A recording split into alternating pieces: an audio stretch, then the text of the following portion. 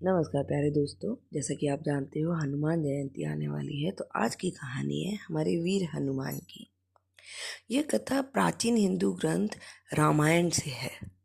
जब लंका के क्रूर नरेश रावण ने सीता माँ का अपहरण कर लिया, तब भगवान निरंतर उनकी खोज में लग गए।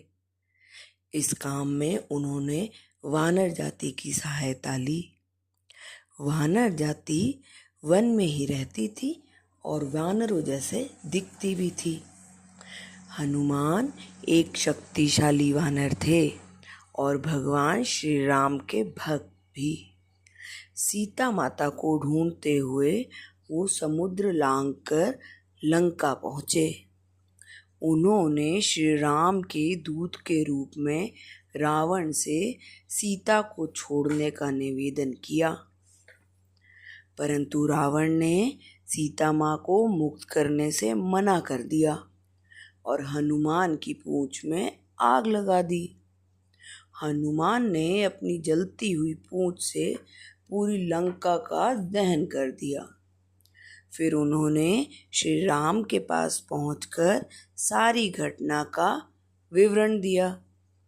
इसके बाद भगवान श्री राम, उनके छोटे भाई लक्ष्मण, हनुमान एक पूरी वानर सेना लेकर लंका पहुंच गए, रावण और उसकी सेना पर आक्रमण करने के लिए। इस भीषण युद्ध में रावण के पुत्र मेघनाद ने, जिसको इंद्रजीत भी कहते थे, लक्ष्मण पर शक्ति बाण नामक एक घातक विष बाण चलाया। लक्ष्मण गंभीर रूप से घायल होकर मूर्छित हो गए। इस गहरे घाव ने उन्हें मृत्यु के द्वार तक पहुंचा दिया। दुखी होकर राम ने लंका के राजवैद्य सुषेण से अपने भाई का जीवन बचाने की प्रार्थना की। सुषेण बोले कि हिमालय के द्रोणगिरि पर्वत पे मिलने वाली संजीवनी बूटी ही एकमात्र औषधि थी जो लक्ष्मण के प्राणों की रक्षा कर सकती थी। किंतु संजीवनी को सूर्योदय से पहले ही देना था, अन्यथा लक्ष्मण को बचाना असंभव था।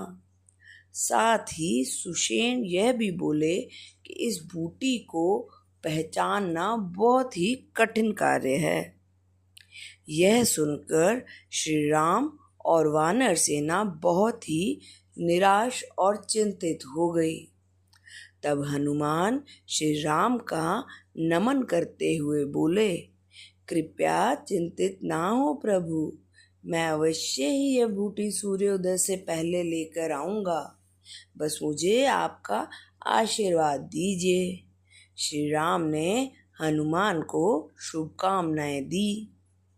सुषेण ने हनुमान को संजीवनी बूटी की पहचान बताई और उन्हें द्रोणगिरि पहुंचने का मार्ग भी बताया। दृढ़ संकल्प और विश्वास के साथ हनुमान ने जय श्री राम की हुकार लगाई और उड़ चले। जब यह बात रावण के कानों में पड़ी तो उसको लगा कि यदि लक्ष्मण को कुछ हो जाएगा तो श्री राम कमज़ोर पड़ जाएंगे और उन्हें हराना आसान हो जाएगा। इस कुविचार के साथ रावण ने कालनेमी नामक असुर की सहायता से हनुमान के रास्ते में बाधा डालने का प्रयास किया। कालनेमी हिमालय पहुंचा और एक तपस्वी का वेश धारण करके एक आश्रम में हनुमान की प्रतीक्षा करने लगा। तब हनुमान आश्रम पहुँचे तो उन्होंने उस तपस्वी से नदी का जल पीने की अनुमति मांगी। हनुमान इस बात से अनभिज्ञ थे कि उस नदी में एक मगरमच्छ था। उस मगरमच्छ ने हनुमान पर आक्रमण कर दिया, पर उन्होंने बिना किसी कठिनाई के उस जीव को हरा दिया। तब हनुमान के सामने एक युवती प्रकट हुई जो वास्तव में वही अभिशिप्त मगरमच्छ था। हनुमान की सहायता से वह अपने श्राप से मुक्त हो गई थी। उस युवती ने जब हनुमान को कालनेमी की वास्तविकता बताई तो हनुमान ने क्रोधित होकर उस असुर का वध कर दिया। रावण को जब इस घटना का पता चला तो उसने सूर्य देवता से जल्दी उदय होने की विनती की ताकि लक्ष्मण को समय पर संजीवनी बूटी नहीं मिल पाए। परंतु हनुमान को यह बात पता थी कि उन्हें शीघ्र सब विघ्नों को पार करके लंका पहुंचना था।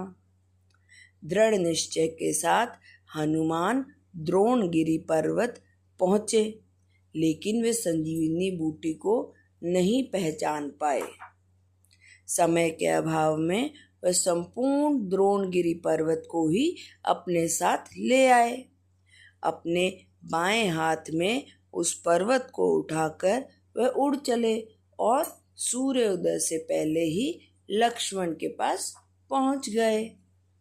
सुषेण ने तत्काल ही संजीवनी की पहचान करके उसकी औषधि तैयार की और लक्ष्मण को पिलाई। मूर्छित लक्ष्मण पुनर्जीवित हो उठे और सबको शांति का अनुभव हुआ। श्री राम ने भाव विभोर होकर हनुमान को गले से लगा लिया। यह कहानी हमें बताती है कि हनुमान ने पूर्ण समर्पण और विश्वास के साथ अपने कर्तव्य का निर्वाह करके लक्ष्मण के प्राण बचा लिए। इतनी बाधाओं के पश्चात भी उन्होंने दृढ़ता, भक्ति और साहस से असंभव को संभव कर दिखाया। सबको हैप्पी हनुमान जी का बर्थडे। तो ज़रूर सब अपने आसपास के मंदिरों में जाकर या अपने घर के मंदिर में हनुमान जी का बर्थडे सेलिब्रेट करना। फिर मिलते हैं आपसे जल्द ही नई कहानी के साथ। तब तक के लिए बाय बाय।